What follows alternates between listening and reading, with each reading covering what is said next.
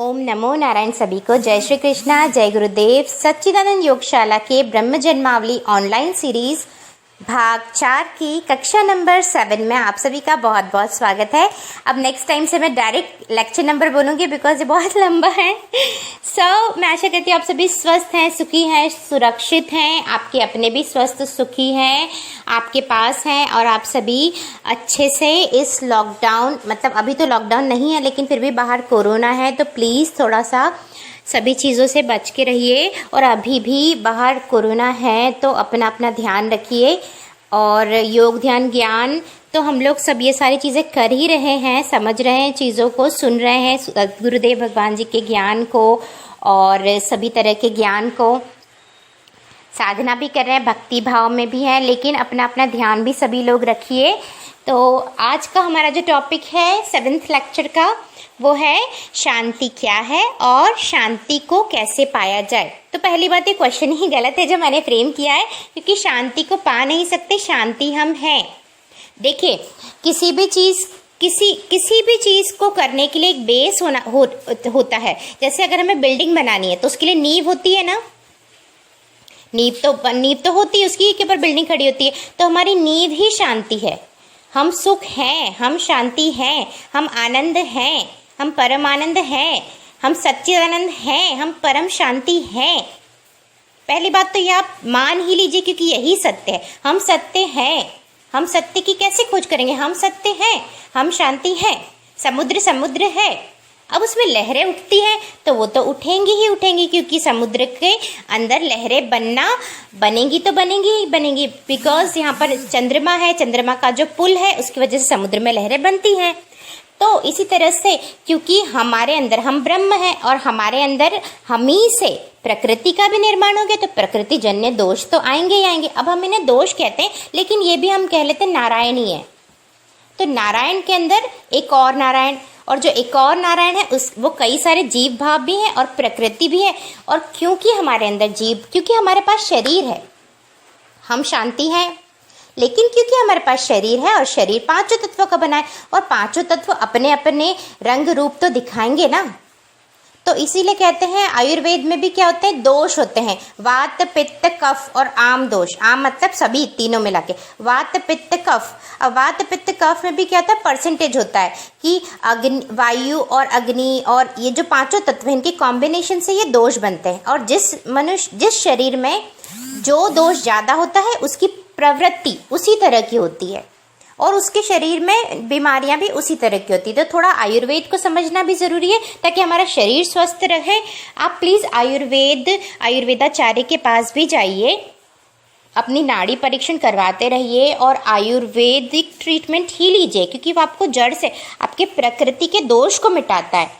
और इसीलिए हम लोग प्राणायाम भी करते हैं, उससे भी प्रकृति के दोष कम होते हैं। हम साधना तो करते ही करते हैं, लेकिन जो हमारे शरीर में पूर्व जन्मों के कर्म के फलस्वरूप हमें जो शरीर मिला है और उसके अंदर जो दोष हैं, तो उन दोषों से हम साधना करके मन पर तो काम कर लेते हैं।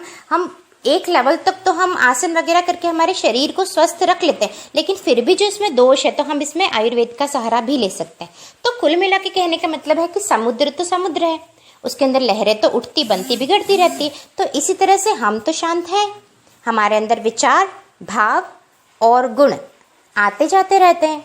तो हम समुद्र के कभी विचलित होता है विचारों के आने जाने से? नहीं, हमारे ऊपर कोई प्रभाव पड़ता ही नहीं है, क्योंकि हम ये समुद्र हैं। सबसे पहले तो आप जानिए आप ब्रह्म हैं, इन सब चीज़ों से पार। फिर क्या जानिए कि आप इन सब चीज़ों का दृष्टा है। फिर क्या जानिए कि ये सारी चीज़ें भी आप ही हैं, एक आप ही हो।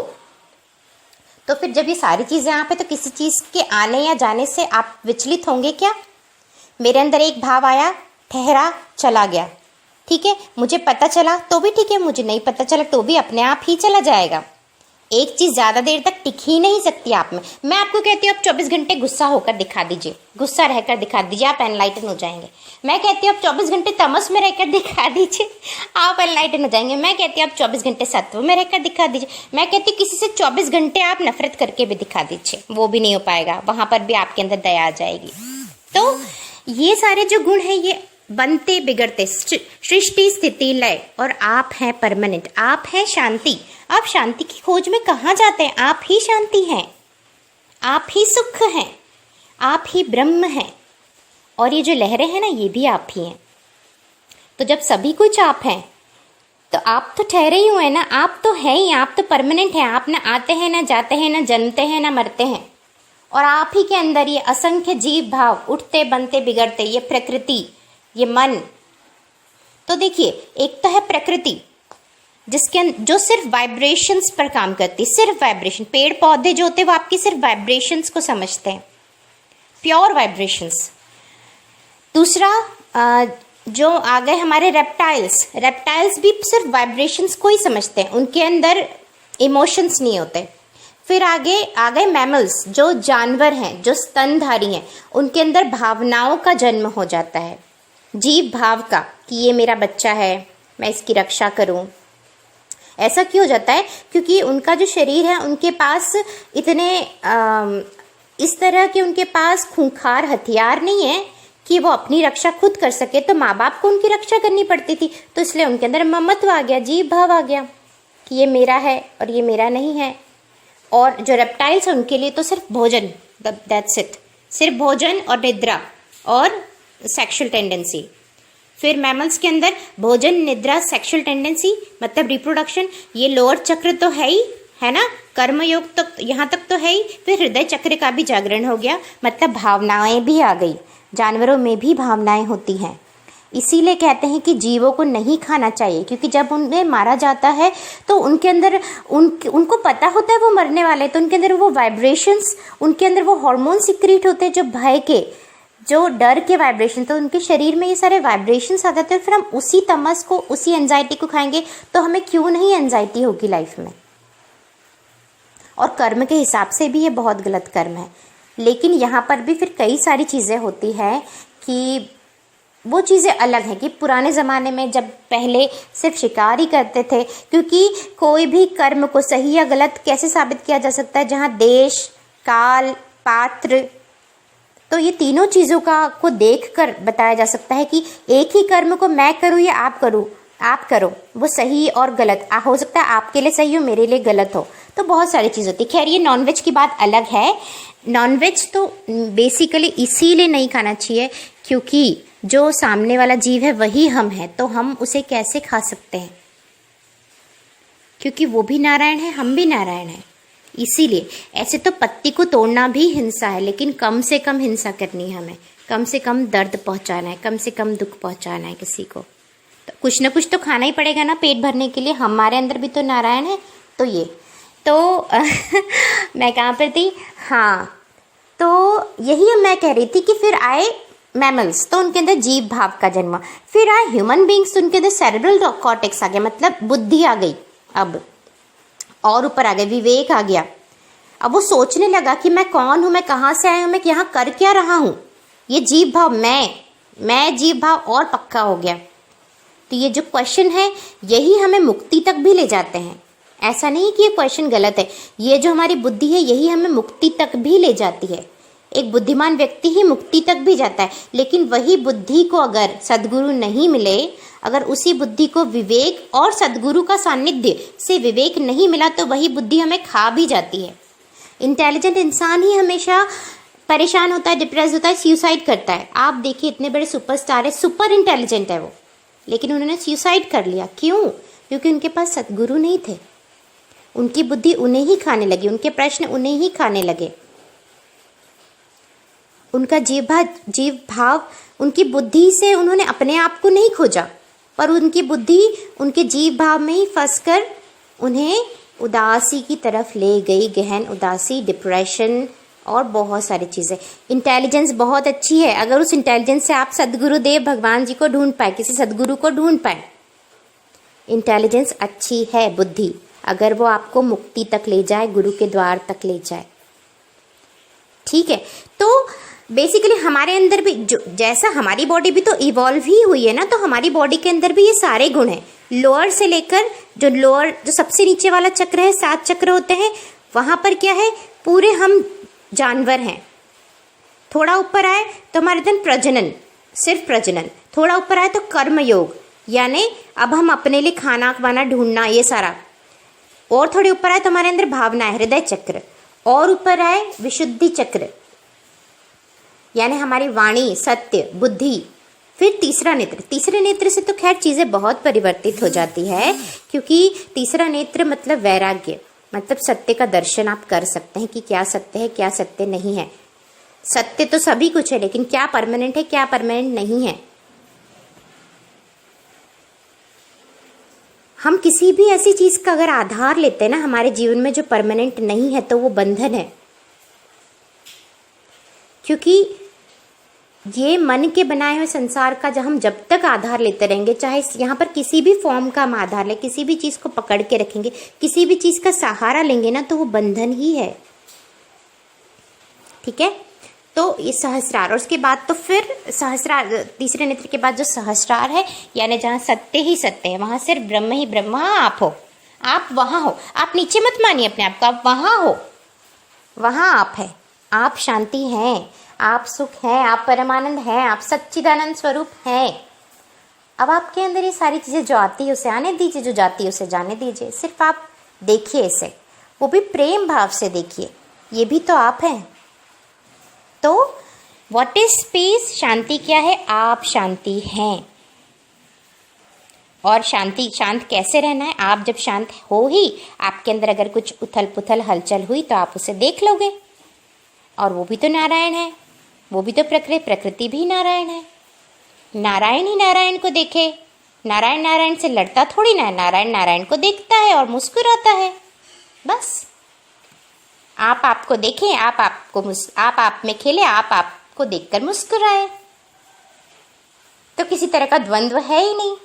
हम अपने आप को देखकर मुस्कुराते हैं ना शीशे में, तो जगत में भी अपने आप को देखकर मुस्कुराना है। और अपने अंदर, जो हमारे अंदर, अभी हम हमारे अंदर की बात कर रहे हैं, ये हमारे अंदर का वर्ल्ड है। हमारे अंदर अगर समुद्र में कोई लहर उठती है तो उसे देखकर मुस्कुरा दीजिए, वहीं शांत हो जाएगी वो। ठीक है, तो आप शांति हैं। आपके अंदर कोई विचार आता है, उससे वॉच कीजिए प्यार से, वो वहीं शांत हो जाएगा। कंप्लीट वॉच कीजिए उसको, अच्छा या बुरा मत तय कीजिए, उसे बस वॉच कीजिए, दृष्टा, वो वहीं शांत हो जाएगा, क्योंकि वो भी आप ही हैं। देखिए, हम क्या करते हैं, हमारे अंदर कोई विचार आता है तो हम उससे लड़ने लगते हैं, और जब हम लड़ने लगते हैं तो द्वंद्व उत्पन्न हो जाता है, और वो द्वंद्व का कभी अंत ही नहीं होता, द्वंद्व अंतहीन है। तभी हम बोलते हैं मेरे थॉट्स रुकते ही नहीं है। क्यों नहीं रुकते? एक विचार के दो विचार, और हम एक विचार से भागने के लिए दूसरे विचार को पकड़ लेते हैं। हम ऑफिस से आते टीवी ऑन कर लेते हैं। मेरे घर में 2008 में मैंने टीवी बंद करवा दी थी कि मम्मी टीवी नहीं देखना हमें। हम सिर्फ सिस्टर शिवानी का अवेकनिंग विद ब्रह्मा कुमारीज ही देखते थे पहले भी, वो भी हमने बंद करवा दिया फिर कि नहीं, टीवी नहीं देखना। कोई भी आता है, भोजन करता है, कहीं से शांति में बैठता है थोड़ी देर कि मैं अपने आप को देखूं, तो हम क्या करते हैं, सबसे पहले सुबह उठते ही न्यूज़पेपर पढ़ लिया, अपने अंदर इन्फॉर्मेशन भर ली सुबह से ही दुनिया की। सबसे पहले जब हमारा अवचेतन मन जागृत है, उसी के अंदर हमने नेगेटिव इन्फॉर्मेशन फीड कर ली, तो दिन भर हम नेगेटिव ही सोचेंगे। उसके बाद हम ऑफिस चले गए, वहाँ पर भी खाना खाते समय भी कैंटीन में बातें, मतलब भोजन में भी वाइब्रेशन, हम वाइब्रेशन, बातें, गॉसिप बातें, चाय पी रहे हैं बातें, इधर स्मोकिंग चल रही है, वहाँ चले गए, लोग कर रहे हैं आसपास, वाइब्रेशन, नेगेटिव। फिर रात को मूवी चले गए, मतलब मैं तो थिएटर जा ही नहीं सकती, मैं अपना बताऊं आपको, मैं वहाँ बैठती हूँ और मुझे भागना, मतलब मैं उसके वाइब्रेशंस हैंडल ही नहीं कर पाती थिएटर वगैरह के या मॉल्स के। मेरे घर वाले जाते शॉपिंग करने, मैं कार में बैठी रहती हूँ। तो ये चीज़ है। तो मैं यही कह रही थी आपको कि हम क्या करते हैं, हम उदास होते तो हम टीवी लेके बैठ जाएंगे, या हम किसी से काउंसलिंग करवा लेंगे, या हम किसी को फ़ोन लगा देंगे। ये नहीं करना है आपको। आप अपने आप को देखो, आप देखो, आप उदास हो ना, हाँ मैं उदास हूँ, ऐसा बोल दोगे ना तो आप उदासी से बाहर आ जाओगे। हाँ मुझे बहुत बुरा लगा, तो आप उससे बाहर आ जाओगे।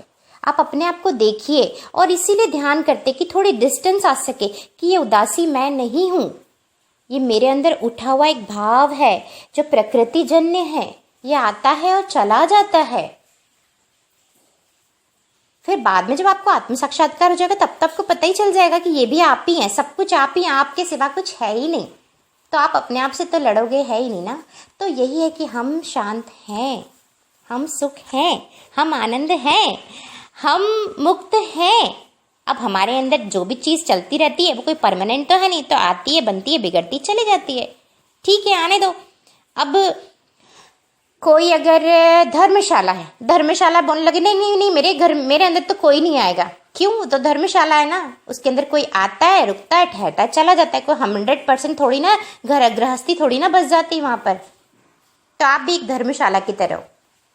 आप अजन्मे अविनाशी हो, आपके अंदर उठता है, बनता है, बिगड़ता है, चला जाता है। हमें क्या लेना देना, जो आता है आने दो, जो जाता है जाने दो। जय श्री राम। ओम नमो नारायण। जय श्री कृष्ण। जय गुरुदेव। जय श्री राम। ओम नमो नारायण सभी।